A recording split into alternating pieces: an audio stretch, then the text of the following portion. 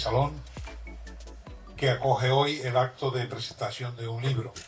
Para nosotros es un placer, en primer lugar, y les saludamos especialmente, contar con la asistencia del presidente del Gobierno de Canarias, Fernando Clavijo, y también con la presencia del autor del libro, con Tony Aira, que es el que nos va a acercar al contenido de una de sus obras, que tiene mucha importancia en el ámbito de las tripas políticas, si me permiten la expresión. Saber qué es un gabinete y saber qué encarna la figura del jefe de gabinete, pues naturalmente nos interesa, especialmente a quienes pasamos ya por esa escuela y tuvimos un aprendizaje. Entonces, le damos la bienvenida, confiamos en que el acto pueda resultar de su interés, que la obra naturalmente sea aún más interesante, y agradecemos especialmente también a los representantes de los medios de comunicación que hoy nos honran con su presencia y su cobertura. Presidente, adelante. Muchas gracias, presidente. La chuleta es porque tiene tantos títulos, Tony, que no me los pude aprender de memoria. En primer lugar, muchísimas gracias por acogernos en tu casa, en la casa de todos los periodistas, y desde luego es un placer estar aquí. Y bueno, me permito tutear a Tony, porque nos conocemos hace unos años, y agradecerte, ¿no? Primero, escribir un libro, ¿no? Porque parece que es difícil que salgan libros nuevos, y en este caso en una materia pues tan árida, tan denostada en los últimos tiempos, pero a la vez tan necesaria, ¿no? Y que hayas querido venir a Canarias, Tony, a presentar este libro, ¿no?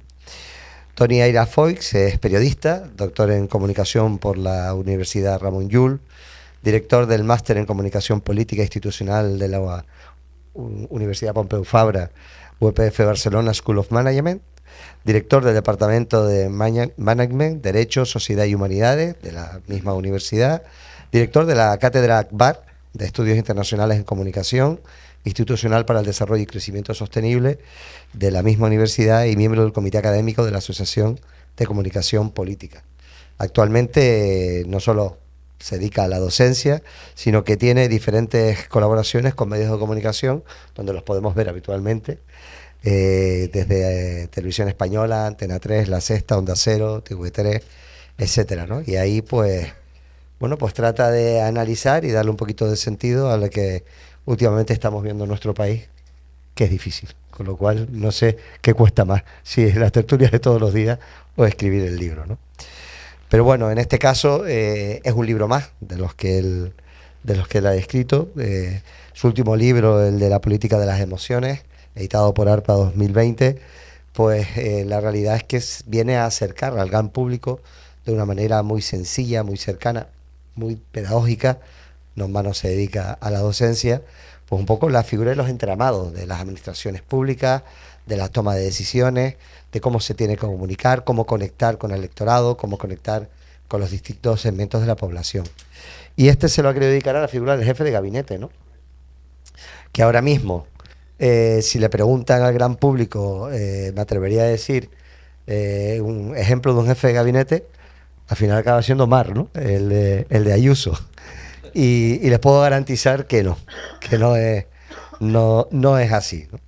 Y ahí hablo por experiencia, pero un jefe de gabinete, pues que yo creo que es una persona que hace que ocurran cosas, que marca la agenda marca la comunicación, tiene que haber un lazo muy estrecho entre el jefe de gabinete y la persona responsable, dígase un ayuntamiento, como en el caso de Salvador, una presidencia del Cabildo, una presidencia de un gobierno, un ministerio.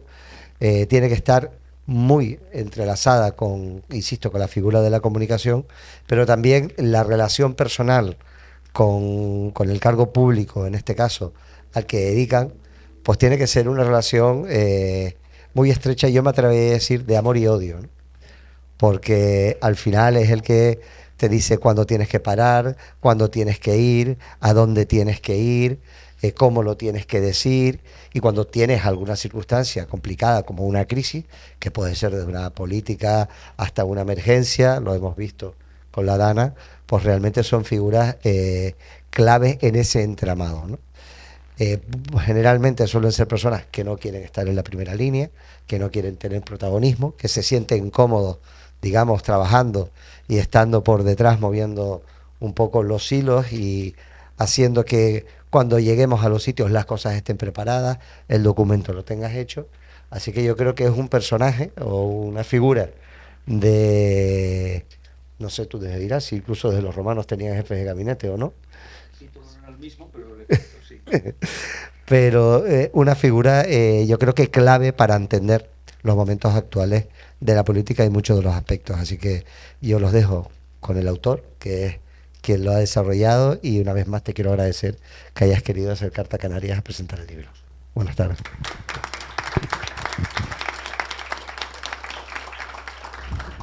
Gracias, presidente. Para que las cosas funcionen, es lo que así hizo falta decir. No siempre se consigue, pero gracias al jefe de gabinete, casi todo está en su sitio, y si falla algo, se lo echamos la culpa a él. Así tuve que soportarlo durante un tiempo, con 3 figuras diferentes, pero bueno, es igual, es lo de menos. Lo importante es escucharla a él ahora y saber cuál ha sido su experiencia para volcar en las páginas de su libro justamente el contenido que más puede interesar de esa figura a la que se ha referido el presidente, ¿no? Del jefe de gabinete. Y seguro que con su exposición todos aprenderemos algo. Tony, adelante. Bueno, un agradecimiento muy grande. Muchas gracias.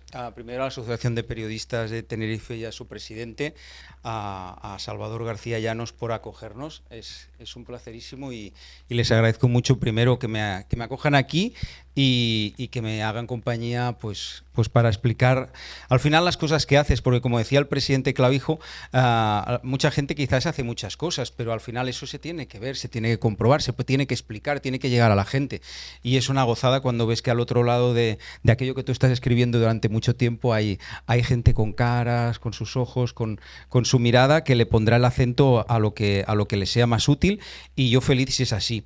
Gracias por tanto a vosotros, gracias al presidente Clavijo. Es un honor sin duda que me presente un libro.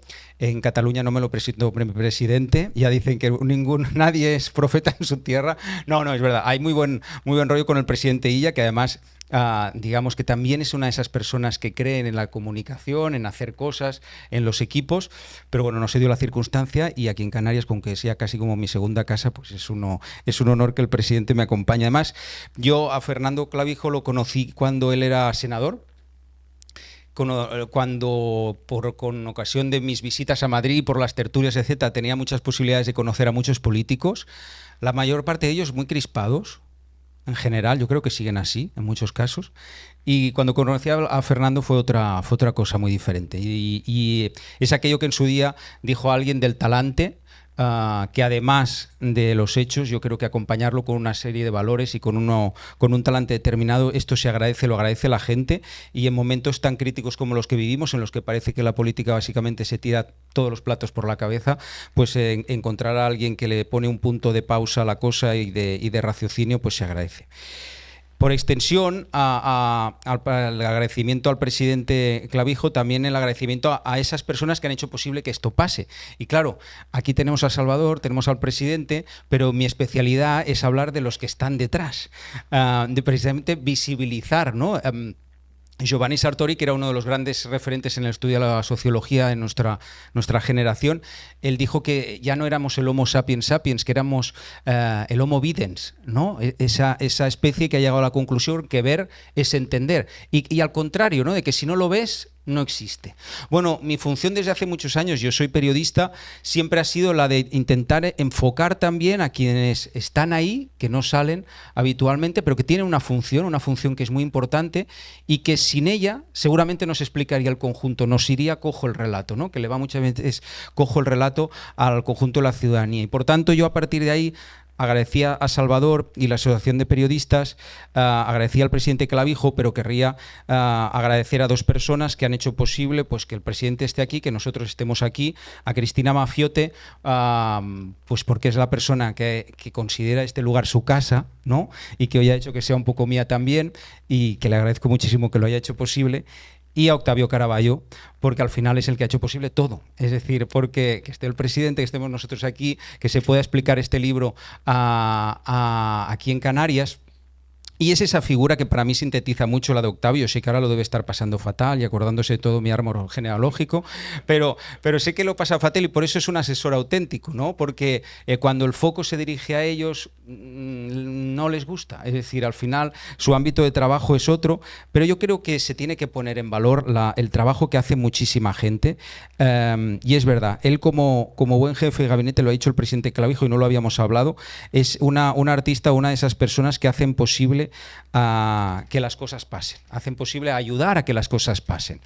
En este libro, de hecho, el subtítulo te explica muchas cosas. Jefe de gabinete no te explica tantas, te pone una cara, ¿no? Yo durante un tiempo estuve dirigiendo una revista bastante tiempo y siempre nos llegaban los OJDs, y esto aquí estando en Casa de Periodistas lo tendremos clarísimo, ¿no? El estudio general de los estudios que te explica, digamos, la de difusión, correcto. Por tanto, ahí no hay pérdida, es diferente al EGM. Ahí son tantas revistas que salen de imprenta, tantas que vuelven de kiosco, y siempre pasaba lo siguiente, o como mínimo lo que tenía yo identificado, que es que una revista siempre vendía más si tenía una cara en su portada que si tenía un paisaje en su portada, por muy bonito que fuera el paisaje, ¿no? Al final, la gente queremos conectar con gente, personas. Había un eslogan de una caja de ahorros que ya desapareció con la crisis, que decía personas al servicio de personas, ¿no?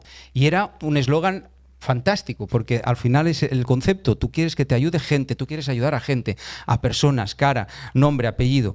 Bueno, pues al final yo he intentado con el jefe de gabinete poner una cara, que es el del jefe, pero yo hablo de un equipo, del gabinete. Pasa que si poníamos gabineteros, fue un concepto que estuvimos pensando en hablar, pero decíamos, claro, el gabinetero lo va a entender el gabinetero, pero dos más, al final van a decir, ¿qué es exactamente eso, no? Pues el jefe de gabinete y los protagonistas, sus equipos, son los que son el centro de este libro, que el subtítulo ya te explica mejor, Manual de Instrucciones para ayudar a gobernar. Al final, la palabra clave aquí es ayudar. Asistir, acompañar, hacer posible que las cosas pasen y, sobre todo, como resumen del libro, ayudar a quien tiene que ayudar al resto, ¿no? Es decir, hacer posible que mantengas el engranaje de una institución, de un partido X, en las mejores condiciones para que un liderazgo institucional y sus equipos políticos puedan hacer su función. Y que la hagan mejor y que no se pierdan, como decía ahora el presidente, en cuestiones más logísticas, cuestiones más de agenda. Bueno, para eso están esos equipos. Para eso están esos equipos que pasan a ser la sombra de un líder. En el libro nosotros explicamos con Sergi Sabaté, un exalumno que además se dedica ahora a estas funciones en el Gobierno de Cataluña, en un departamento para relaciones institucionales y protocolo. Hicimos una apuesta en común y de ahí salió este libro, y teníamos clarísimo que debía ser algo enfocado a la realidad. Reality Bites. Debía ir enfocado a personas que se dedican a ello, personas que trabajan en estos equipos, pero también personas que deben interactuar con ellos, porque tanto Sergi como yo somos periodistas. Y entonces el manual quiere ser útil para quienes trabajan en las instituciones, para que la institución funcione mejor, que comunique mejor, pero también para los que tienen que lidiar con estos equipos desde, por ejemplo, la prensa, ¿no? Que sepan, que tengan un mejor dibujo de la profesionalización que existe en nuestras instituciones y de hasta qué punto pues tú debes conocer también esa flora y esa fauna sin la cual seguramente no entenderías la selva que es la política hoy en día. Bueno, a eso hemos querido dedicar este libro, sobre todo con una máxima, también para desestigmatizar, y voy a decir ahora el porqué, pero antes, desestigmatizar a todos los niveles. Es verdad que cuando se hacen encuestas de valoración de la clase política, pues no descubriré nada si digo que no salen muy bien parados habitualmente, ¿no? Pero los que salen mejor parados siempre son los alcaldes, por ejemplo. ¿no? En la valoración, y aquí tenemos a un presidente que ha sido también alcalde, es eso, la gente sí que reconoce a esa persona de la gestión más directa, de la gestión más inmediata. Bueno, al final, por tanto, este libro sirve solo para los equipos de presidencia o los equipos de las consejerías del Gobierno de Canarias, no, también para ayuntamientos grandes, medianos, pequeños, también para grandes departamentos. Nosotros tenemos entrevistados también para este libro a un montón de profesionales, entre ellos todos los jefes de gabinete que han pasado por Moncloa, hasta el último. No hemos podido llegar a Diego Rubio. ¿Por qué? Porque Pedro Sánchez lo nombró, hizo crisis de gobierno cuando ya teníamos publicado el libro. Si no hubiésemos llegado, pero fue aquello que dices, bueno, ya los teníamos a todos. Dices, todos no. Bueno, pues así, con una segunda edición del libro lo incorporamos y ya está. Así tenemos la excusa para también, y aprovecho para agradecer a Agapea para que nos haya traído libros, por si va bien el libro, que está teniendo muy buena respuesta en el ámbito, que al final somos los que somos, pero somos una pequeña legión, los que nos gusta esto, la comunicación institucional y política, la gestión de las instituciones, pues incorporaremos a Rubio. ¿Por qué lo decía eso? Desestigmatizar.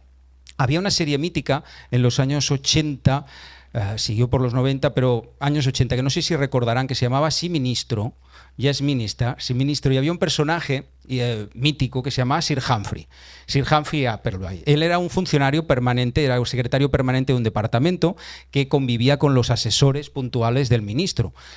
Bueno, pues el caso es que Sir Humphrey Appleby era descrito como ese personaje que para cada solución tenía un problema.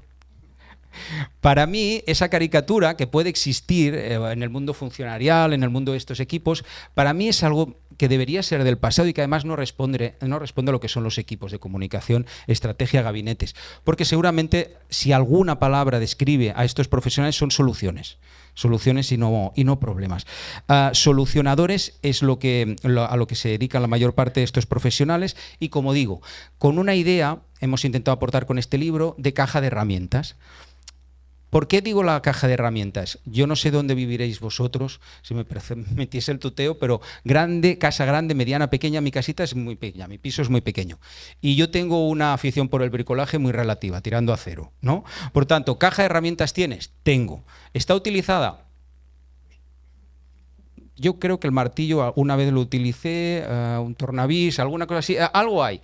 Pero ¿verdad que yo para mis necesidades y para mi piso voy a necesitar lo que voy a necesitar de la caja de herramientas? Alguien que tenga un casoplón y además sea aficionado a eso, pues seguramente utilizará mucho más la caja de herramientas. Eso es este libro, ¿no? Es algo que pone una serie de herramientas a disposición de quienes tengan que trabajar en una institución, pero no hace falta que estén en Moncloa.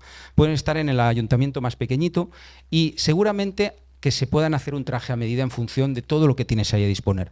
Decía el presidente antes que si algunas figuras similares a las del jefe de gabinete existían cuando los romanos. Claro, el consejero áulico, por ejemplo, ha existido siempre.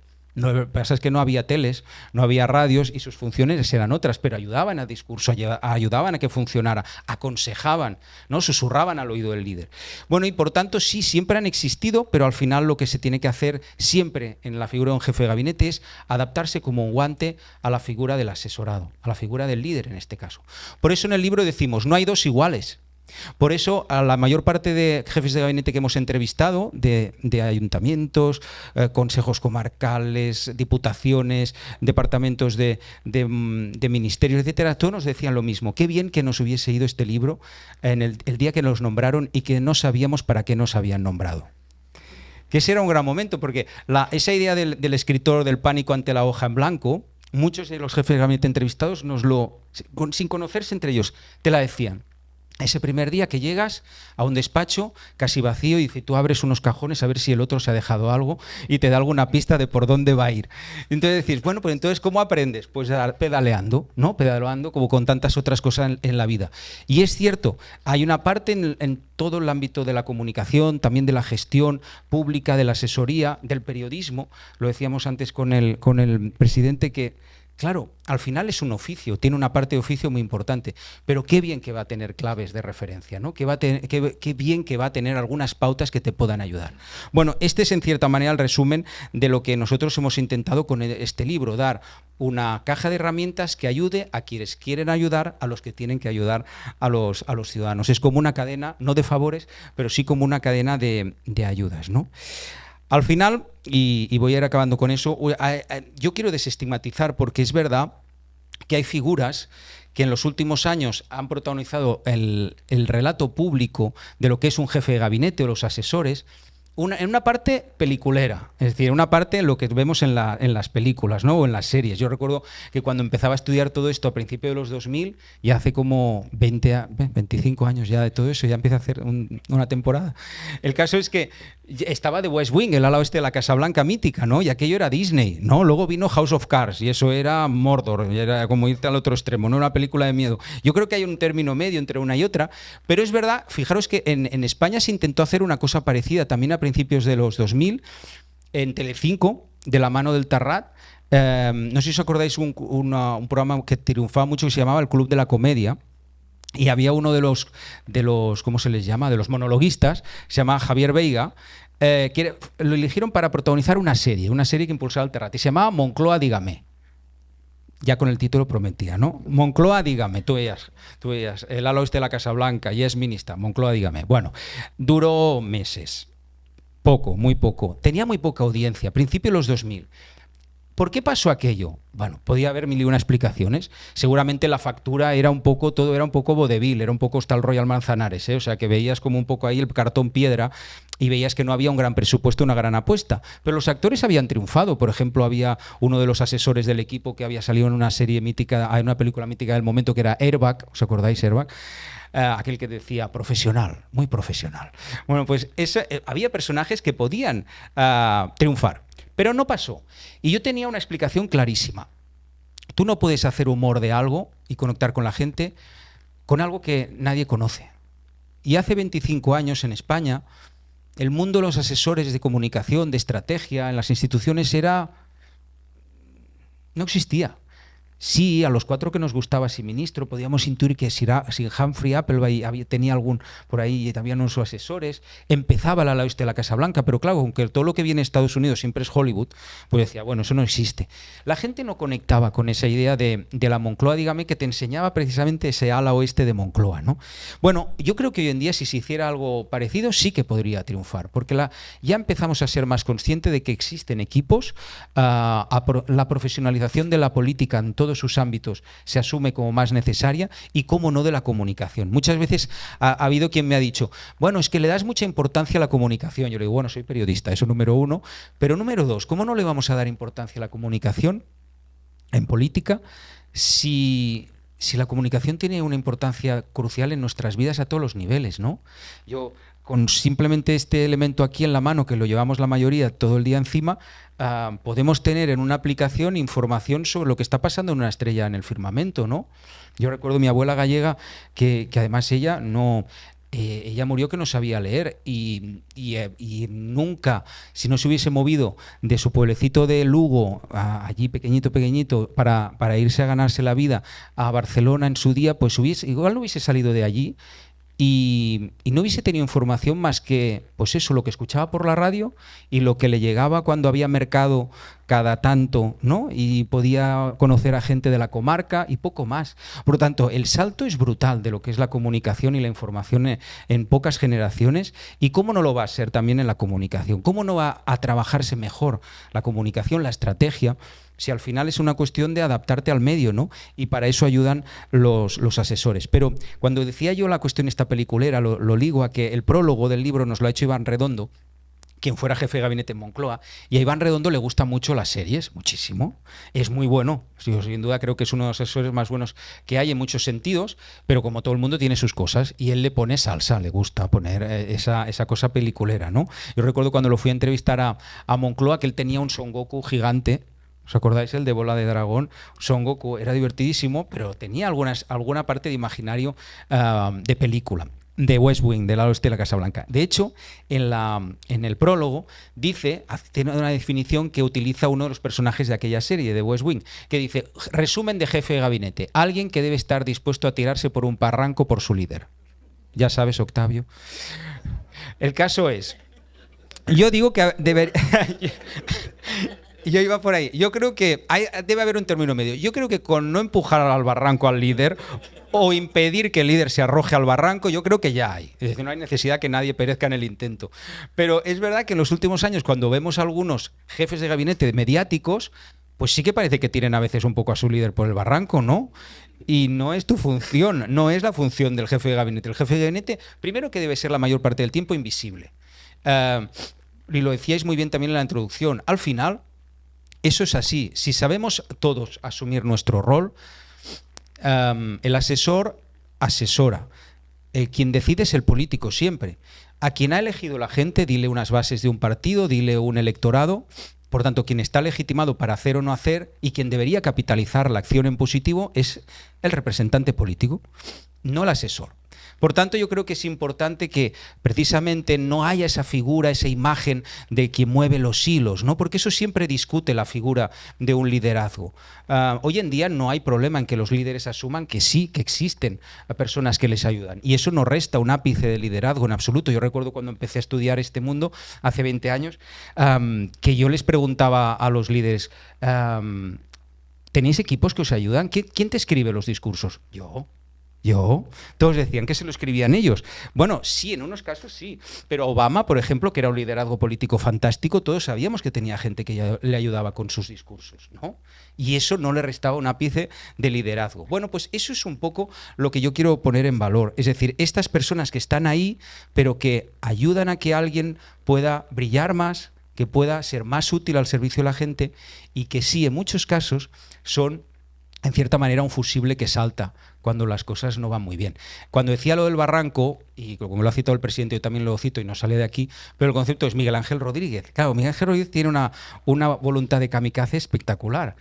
Es muy bueno en muchas cosas y yo le reconozco como una figura muy interesante como jefe de gabinete, pero es un estilo muy anglosajón, muy yankee, es decir, de aquellos que salen con la katana en la boca y que a quien acaba con la katana en la boca normalmente es el adversario político, ¿no? Pero sí, salir, tener esa visibilidad, recuerdo hace unas semanas, ¿no? La verdad es que eso me ha ido muy bien, porque hay mucha gente que estos días, jefe de gabinete, pues sí, ya le ponen nombre y apellido, pero cuando salía él y decía, con lo de la cuestión del fiscal general de Estado, ¿os acordáis? Dije hace unos días que lo del fiscal iba a ir para adelante. Lo pone. Y entonces, claro, y ahora digo que va a ir para adentro. Y dices, bueno, y esto no te lo podías callar. Es decir, ya ha pasado, ya sabemos que ha sucedido, no sabemos qué hilos has movido, que seguramente alguno habrás movido y es fantástico, pero hay cosas a las que no se debe dar ese punto de y yo lo hice y yo estuve ahí, ¿no? Porque al final quien está debe ser el líder. Bueno, por tanto, y para no alargarme, se trata, en definitiva, de un libro que es una reivindicación de los profesionales que están fuera de foco, pero que también hacen una institución. Yo creo que lo trabajamos en las clases de comunicación política institucional cada vez más. A la gente, a las nuevas generaciones, cada vez los logos, los iconos, les dicen menos cosas. Y a alguna gente les dicen demasiadas cosas. En cambio, aquello que decíamos antes, las caras que configuran una institución, eso sí que conecta con la gente en un momento determinado, a través de los valores, ¿no? Bueno, yo lo que intento hacer con esto es intentar demostrar que las personas que están ahí, que dan la cara, tienen a otras personas detrás que les ayudan a trabajarlo, que son equipos que muy a menudo trabajan de sol a sol, y que por tanto la mala fama que tienen no la merecen. Cuando veníamos hacia aquí explico un secreto, Octavio, lo debo de explicar, que es que tenemos una patología similar, que es que de edad somos más o menos, estamos ahí, yo un poco más mayor, y estamos estupendos de salud. Esa es la noticia buena. La mala es que en el chequeo último que nos hicimos, los dos hemos coincidido en que tenemos déficit de vitamina D. Que yo le he dicho, en tu caso tiene más delito. Pero es verdad cómo nos va a tocar el sol, pero si estás todo el día de sitio a sitio, de despacho a despacho, de reunión en reunión, pues no, pues para mí ese déficit de vitamina D describe también a estos equipos en muchos casos y por tanto describe también su dedicación y su importancia. Así que espero que el libro os guste, os sea útil, sobre todo para seguir siendo útiles al servicio de otras personas que lo deben ser a la gente en general, a la ciudadanía. Muchas gracias.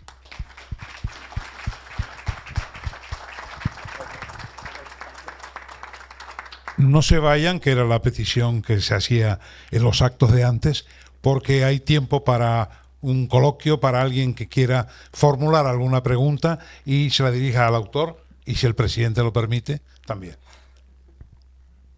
¿Ayudante de gabinete quiere decir a la figura que ayuda al jefe de gabinete? también tiene su apartado. También tiene su apartado. Sí, y fíjate que además es muy curioso porque es una pregunta fantástica, porque además demuestra también, o me da pie a explicar los prejuicios que se proyectan sobre esta función y también sobre la función del asesor. Es verdad que durante mucho tiempo ha habido pues, la mayor parte de partidos que han abusado a veces de la función del asesor, ¿no? Personas que estaban ahí para asesorar y realmente no asesoraban, sino que se les pagaba otro tipo de, digamos, de servicios que habían hecho, etcétera. Bueno, eso ha sido así, seguramente en una parte es, pero la profesionalización también es llevar a más profesionales que realmente hacen su función y la ejercen a los lugares que les corresponde. Bueno, al servicio de eso yo quería quitar la mala imagen que se tiene, pero también poner caras a quienes hacen cosas y la caricatura te diría que no. Y va por lo del ayudante del jefe de gabinete o el jefe de gabinete a veces del jefe de gabinete. Eso fue una polémica hace unos meses, no sé si os acordáis, cuando se reconfiguró el gobierno y se cambió al jefe de gabinete. Pasó una cosa por primera vez que no había pasado nunca. En el libro yo os lo apuntaba, he entrevistado a jefes de gabinete pues, de todo tipo de instituciones, de Moncloa, todos, evidentemente los que están vivos, pero solo una mujer pasó por Moncloa como jefa de gabinete y fue la primera, Carmen Díez de Rivera. No ha habido otra. Es decir, yo siempre digo, ha habido 11 jefes de gabinete y una jefaza. Yo siempre lo digo, porque fue una persona arrolladora en cuanto a fuerza, en cuanto a ingenio, pero nos queda muy allá. Es decir, si la memoria es cada vez más corta de todos y el conocimiento político en general es bastante limitado, realmente seamos realistas. ¿Quién se acuerda de Carmen Díez Rivera? Bueno, yo sí, y algunos de ustedes también seguramente, pero es la única jefa de gabinete que ha pasado por Moncloa, ¿no? Han pasado muchos otros. La importancia del jefe de gabinete no siempre había sido popular, no había sido siempre mediática, pero siempre pasaba una cosa habitualmente muy curiosa, que cuando había una crisis de gobierno, siempre sonaba en las quinielas el jefe de gabinete como ministrable. Aquello que se decía, ¿no? Dice, bueno, las quinielas de ministros. Bueno, pues el jefe de gabinete sonaba José Enrique Serrano en los tipos de Felipe González al final y de Zapatero después, Carlos Aragonés en la época de Aznar, etcétera. Bueno, se ha dado la circunstancia que es que por primera vez en toda la historia de la democracia en España, en Moncloa, un jefe de gabinete ha pasado a ser ministro, que es Óscar López. Y cuando se da esa sustitución y ponen a Diego Rubio, se da la reestructuración, los medios ya tienen más ahí el foco, cosa que antes no pasaba. Antes, ¿en qué medio salía una noticia sobre un jefe de gabinete en España? Ninguno, ya se lo digo yo. Porque en la facultad teníamos toda la prensa de los diferentes países, teníamos prensa italiana, prensa francesa, prensa inglesa, y yo como una persona que estoy, pues, de lo mío, estoy como diagnosticadísimo, yo vaciaba durante muchos años las páginas de política de esos diarios para ver dónde salían los asesores, ¿no? Y en la política italiana, en la francesa, en la inglesa, en la estadounidense se habla de los jefes de gabinete. Aquí no hablaba nadie. Ahora sí, pero para tirar de caricatura muy a menudo. Y esa idea de que de golpe dicen, bueno, qué derroche, qué dispendio, una jefa de gabinete del jefe de gabinete, ¿no? Que es lo que ahora tiene. Pero claro, entonces la pedagogía también está para eso, para intentar explicar las cosas y ponerlas en su lugar. Esa jefa de gabinete no es jefa de gabinete de un jefe de gabinete, sí, es jefa de gabinete de un secretario de Estado. Y el jefe de gabinete de Moncloa no es el jefe de gabinete de mi ayuntamiento o de un gobierno local, etcétera. Es un secretario de Estado de donde cuelga pues, Seguridad Nacional, de donde cuelga un departamento de Moncloa, es que tiene... Ahora cuando diga el número eso sí que va a sorprender más, pero a 500 personas. Claro, eso es mucha gente, que seguramente tiene sentido que estén ahí. Ese sería otro debate, pero claro, no entraré ahí. Pero el concepto es la jefa de gabinete, el ayudante, la jefa de gabinete, el jefe de gabinete. Se podía haber ahorrado la polémica si semánticamente se le hubiese dado la etiqueta de jefe de gabinete adjunto. Seguramente sí, ¿no? Que esa figura lo que hace. Bueno, pues hablamos, en un apartado está la figura del jefe de gabinete, el adjunto al jefe de gabinete o el jefe de gabinete adjunto, que es esa persona que ayuda a quien tiene que ayudar. O sea, al final, si nosotros explicamos que el jefe de gabinete es como ese guante que se adapta al líder, ¿no? Esa sombra, o a veces esa extensión, hay muchos perfiles de jefe de gabinete, lo decíamos antes, no hay dos iguales porque las necesidades del líder son unas u otras, pues esa sombra, que es muchas veces, o esa mano, esa extensión que ahí donde no puede llegar, cuando cuando habla esa figura, todo el mundo sabe que está hablando el líder también. Bueno, pues hay una figura que yo también me gusta poner en valor, que es esa persona que ayuda al jefe de gabinete de manera como no la puede hacer otro. Yo creo que te vas a encontrar ahí. Bueno, yo soy jefa de gabinete. Aquí estamos. Pero aquí estamos un equipo representativo, ay, gracias, de jefas de gabinete. De jefas, eso es fantástico. Bueno, agradecerte que estés aquí y a todos los compañeros que han sido posible el que estés aquí presentándonos el libro. Yo me he leído el libro. Bien, ahí puede haber veredicto, ¿eh? Sí. En nuestro caso tenemos a Octavio, porque la mayoría de jefes de gabinete cuando empezamos no teníamos mucha experiencia, y Octavio es un poco el que nos ha ayudado y nos ha guiado en algunos momentos. Pero lo que te quería comentar, cuando a mí me comentan o me ofrecen ser jefa de gabinete, pues yo tengo un concepto de la responsabilidad muy amplio. Para mí fue como, pues soy una enamorada de la política, de la gestión, lo tengo que hacer bien, tengo que sacarlo todo, tengo que demostrar, o sea, me enamoré del puesto. ¿Y qué es lo que pasó? Que el día a día te come al jefe de gabinete, porque me convertí en la bombera, se acababa el día y yo iba apagando fuego, iba gestionando para que todo se solucionara, para que todo saliera bien, para que nada fallara nada. Y al final no estaba asesorando o parándome en la parte de estrategia a mi consejero. Entonces, lo que he aprendido en estos meses, y ya que me he podido leer tu libro y lo defines bien, es, esto es un puesto de lealtad, es un puesto de responsabilidad.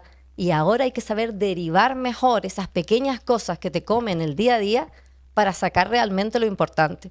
Así que muchas gracias. Y hay una frase del libro, tengo que decir, que es una foto que pone, una imagen que pone, el jefe de gabinete es el mejor amigo del consejero, en este caso del alto cargo, al que le confiarías tu vida. Y yo se lo mandé a mi consejero, el que los conocen de aquí, y le digo, ¿tú confiarías tu vida en mí? No voy a decir la respuesta. Seguro que fue que seguro que fue que sí. Muchas gracias a ti por la lectura y por la buena valoración. Sí, al final, fíjate que es lo que dices, ¿no? La responsabilidad es tanta y el ritmo es tan loco, ¿no? Es decir, no hay horarios, no existen. Esto desde un punto de vista periodístico, esta semana lo hablábamos con gente de la televisión de TV3, de la televisión pública de Cataluña, que decían que estamos teniendo un cierto problema a la hora de encontrar personas que trabajan en prácticas, por ejemplo, porque, bueno, yo creo que la sociedad evoluciona mejor, pero evidentemente ciertas profesiones como la nuestra de horarios no conocen, ¿no? Tampoco la periodística. Yo recuerdo cuando empecé a trabajar el verano del 2000, que precisamente, claro, ahí empezó mi déficit de vitamina D, porque era un verano y yo recuerdo que por la mañana yo estaba colaborando en una radio que se llamaba Ona Catalana. Cuando acababa me iba a hacer prácticas al diario ABC y colaboraba en el tiempo que me quedaba con el diario Avui, que eso era un poco surrealista. Mi tutor de tesis, y yo estaba haciendo la tesis, mi director de tesis en ese momento me dijo, mira, gente que haya colaborado en el diario Avui y en el ABC hay mucha, pero que lo haya hecho a la vez, yo creo que te lo puedes apuntar para las memorias. Y digo, bueno, pues no sé, me salió la oportunidad y yo lo hacía. Bueno, no tenía horarios, evidentemente. Yo cuando tenía que salir corriendo de la radio, porque iba a otra redacción. Pero a veces me miraba la persona que estaba ahí de responsable de redacción como diciendo, ¿ya? O sea, ¿ya te vas? Y a mí yo me sabía muy mal y lo sufría. Bueno, ahora lo que nos está pasando es que el mundo ha cambiado mucho, pero de lo primero que preguntan los becarios cuando entran es los horarios, ¿no? Y que si tendrán que trabajar en fin de semana, ¿no? Y cuando yo he estado dirigiendo comunicación en instituciones universitarias o en política, yo era unas cosas que al final salimos muchos profesionales cada año de las facultades y salimos mucha gente con ganas de hacer muchas cosas, pero no sé si siempre conscientes de lo que implica y cuando te encuentras si estás dispuesto a hacerlo, ¿no? Y iba muy buscada la gente que te dijera sí a todas, venga, vamos allá, ¿no? Y tú también lo tenías que entender, en cierta manera, porque la gente quiere tener vida. Bueno, sí, pero es que esta profesión o la vives así, es vida, es una parte de servicio público y por eso yo también lo pongo muy en valor, para positivizar la dedicación a la política. Esto la gente normal no lo hace. los que estamos aquí no somos muy normales en general. Yo lo tengo que decir, no somos tipo. Porque no lo aguantas, sino. Porque hay un momento en que lo que pasa con las tesis cuando las hacen, o lo que pasaba antes, ¿no? Que te explicaban los hermanos de La Salle cuando yo iba a escuela, las crisis de fe, las debes tener, porque hay muchos momentos que dices, vale la pena, esto tiene sentido, pero si sigues ahí es que sí. Y que va contigo y que hay un bien mayor y hay una serie de valores que te llevan a hacerlo. Entonces, claro, eso está ahí, pero no somos Superman. Y por tanto se necesitan equipos. Y por eso lo decía, el título quizás es más descriptivo el subtítulo, ¿no? Manual de instrucciones para ayudar a gobernar. Jefe de gabinete, sí, es uno de los targets del libro, pero sobre todo sus equipos, que sin ellos ni el líder haría nada, ni evidentemente por cadena el jefe de gabinete, ¿no? Bueno, es que han salido dos que han sido como con enjundia, ¿eh? Le agradecemos al presidente su asistencia y el seguimiento que habrá hecho seguro de las afirmaciones de Tony, y a Tony, autor, por su experiencia, que se ve que ha sido mucha, que ha tenido que lidiar seguro con muchas situaciones y sobre todo conociendo las interioridades del movimiento político que se forma allí donde casi nadie lo ve. Exacto, sí, sí. Y que no quiere decir que no exista. Yo agradeceros, al revés, lo peor es que existe.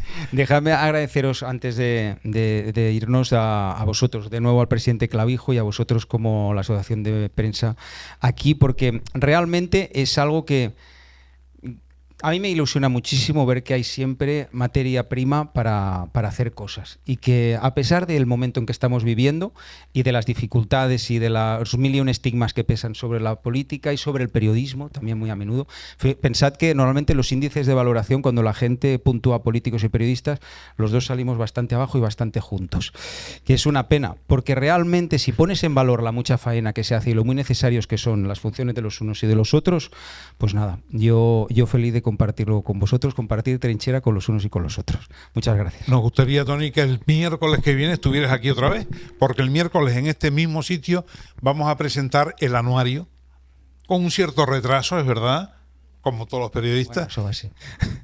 Hablaremos de lo que ocurrió en Canarias hasta el año 2023.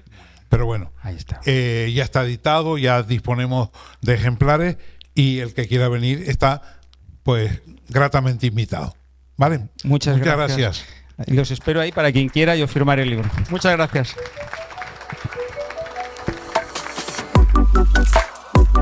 A ver, es verdad que el mundo, este mundo en el que vivimos es muy pequeño al final, y es cierto que por capacidades deberías poder acceder a un mundo laboral, digamos, en el ámbito de la comunicación política institucional, pero sabemos que la mayor parte de veces no va por currículum, va por otras cosas, va por entrar en una rueda y conocer a gente. Eso se puede dar de muchas maneras. Yo siempre pregono que se puede dar a través de la formación, y por eso también cuando hacemos másteres de comunicación política o posgrados o formaciones, yo siempre intento que sean lo más cercanos posibles a la profesión y que toquen a los profesionales, a la realidad, a la profesión, reality bites, como decía la película mítica, ¿no? Claro, si eso es así, no está desconectado, ahí pueden haber unos profesionales que hagan de ojeadores, como los scouters del fútbol, ¿no? Y que vean a alguien que tiene esa chispa, que vean a alguien que tiene un interés, que vean a alguien que puede aportar cosas donde otros no lo aportan en el día a día. Esa puede ser una manera de entrar. Otra es formar parte del ambiente, ¿no? Estar en partidos, en instituciones, etcétera. Pero claro, nos engañaríamos si pensáramos que los partidos son lo que eran antes. Ya no son los proveedores, digamos, de materia humana para la acción política, porque cada vez se milita menos. Por tanto, y seguramente los jóvenes menos que la gente de mediana edad. Por tanto, yo creo que sobre todo tener ese chip de curiosidad que te lleve a formar parte de asociaciones, formar parte de cursos, formarse con esa curiosidad que te lleve a contactar directamente con la profesión. Estar en la rueda. Porque Yo creo que el problema está en si se rodean solo de personas de confianza o si lo hacen de personas de confianza con una aportación profesional. Yo creo que son dos cosas complementarias y por eso hay muchas tipologías de asesores. Puede haber alguien que no tenga un conocimiento del mundo técnico, el mundo de la comunicación, y sea alguien que le pone mucho sentido común a las cosas, conocimiento específico de un ámbito determinado de gestión, y eso es una tipología de asesor, de figura, de consejero, X. Pero alguien que forma parte de un gabinete debe ser alguien que tenga capacidad de traducir, pasar por la traductora en un mundo atropelladísimo donde la agenda la mayor parte del tiempo se te come, traducir lo que estás haciendo, hacerlo llegar a la gente. Eso se llama comunicar. Por tanto, se necesitan profesionales de la comunicación. Profesionales de la comunicación quiere decir personas que sepan los códigos de la comunicación como productores, pero yo diría como consumidores también. Y lo que nos está pasando hoy en día es que hay mucha gente que se le plantea escribir una nota de prensa, pero es que igual no lee ni un prospecto médico o no lee una noticia en su vida. ¿Cómo vas a hacer, no, tú una noticia si no las lees? Yo recuerdo una anécdota que es que un profesor el primer día de clase de periodismo nos preguntó, decidme ahora un opinador, un analista de referencia de los diarios que vosotros tengáis. Bueno, pues la inmensa mayoría de la gente de clase no contestó. Él dijo entonces, bueno, pues de un periodista, de un redactor, de un ámbito que os interese. Seguimos sin contestar. Y entonces él nos dijo rápidamente, bueno, pues tenéis 4 años para plantearos si creéis que de aquí a ese tiempo y cuando os dediquéis a esto del periodismo, alguien merecería la pena que os citara, porque si ni vosotros mismos leéis y os quedáis con los nombres de vuestros compañeros, los que deberían ser los referentes, ¿quiénes lo van a hacer con vosotros, no? Eso es hace 25 años. Yo creo que lo que ha seguido a eso, es decir, la lectura, el consumo de medios de comunicación ha ido a menos. Bueno, eso también repercute en una mala comunicación o buena comunicación desde las instituciones, porque ¿cómo va a comunicar a alguien que no consume comunicación? Sí, es muy característico. A veces somos pendulares en nuestra aproximación a todo, es decir, somos de contrastes, y yo soy muy partidario siempre de un término medio donde esté aquello del punto medio como punto de medida justo. Debes estar expectante, debes estar viéndolas venir, pero también debes tener una capacidad de actuación y de acción, pero que no sea eso toda tu dedicación a la comunicación política o a la comunicación institucional. Por tanto, sí, yo creo que si el guepardo, esa figura del guepardo, tiene que estar en el centro de la pista la mayor parte del tiempo, algo se está haciendo mal, porque o falla el referente institucional o falla el asesor. Siempre digo que la incidencia política, en decisiones políticas del asesor, es inversamente proporcional a la capacidad o a la magnitud, a la envergadura del liderazgo. ¿Por qué lo digo? Al final, quien debe decidir políticas es el político. El asesor debe acompañar, debe ayudar a comunicarlas, a aconsejar sobre el cómo, el cuándo, el cómo, el por qué algo se debe comunicar de una manera determinada, pero no debe decidir lo que es el contenido, ¿no? Exacto. Esa es una cuestión que a mí me tiene muy sorprendido, porque es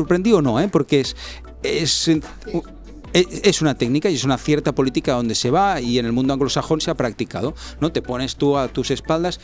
Claro, eso tiene un riesgo evidente, que es que ese jefe de gabinete es un fusible, pero que va a saltar muy rápido si asume ese ritmo, ¿no? Durante mucho tiempo. Pero son los tiempos de la polarización que nos ha tocado vivir, y es obvio que no solo afecta a los políticos que están en el escaparate, sino que se van también a la trastienda. Bueno, el tema es ¿quién se lo va a pedir? Seguramente alguien a quien eso le vaya bien. Ahí se ha encontrado con esa figura que utilizamos en el libro, ¿no? Se ha encontrado con su horma, ¿no? Con ese líder al que el asesor se le ajusta como un guante. Por tanto, ¿Ayuso necesita ese tipo de asesoría? Sí. Ha encontrado a la persona adecuada. Otro liderazgo necesitará otro consejo, otra figura. Y seguramente Miguel Ángel Rodríguez, yo creo que ya está en una edad, está en un recorrido profesional que seguramente no va a asumir otro rol que no sea ese, ya es el suyo propio, ¿no? Yo creo que es una gran pregunta y es una gran incógnita hasta cuándo puede durar el ritmo que estamos asumiendo, ¿no? en cierta manera es una huida hacia adelante, en la que nadie puede frenar. Es como aquella película de Thelma y Luis, ¿no? O un poquito también como la película de Rebelde sin causa, ¿no? Es decir, todo el mundo va acelerando porque cree que el otro no va a llegar hasta el final, pero estamos pasando en muchas líneas rojas, en el ámbito de la comunicación, en el ámbito del periodismo, en el ámbito de la comunicación institucional. Alguien tendría que poner aquello que decimos en catalán, el seny, ¿no? El sentido común, y decir, hasta aquí. Pero ¿quién se lo va a reconocer? A quien se pare. Seguramente habrá gente que lo está esperando, pero en este mundo que vivimos, en el que todo es el choque, en el que todo es saber quién grita más, en el que nadie reconoce a nada, al otro nada de positivo, bueno, pues la práctica te dice que siguen por ese carril. Yo recuerdo a un político en España que se llama Julio Anguita, que en un momento determinado, cuando vio que ya la cosa iba hacia este mundo, ¿no? Estamos hablando años finales de los 90 del siglo pasado, te decía programa, programa, programa.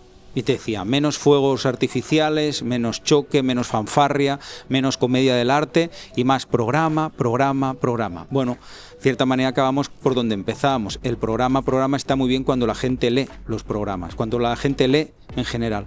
Pero si lo que prima en esta sociedad es el espectáculo y el pim pam pum, al final, ¿eso qué premio va a tener, no? La esperanza de todo ello que yo siempre tengo es que somos pendulares.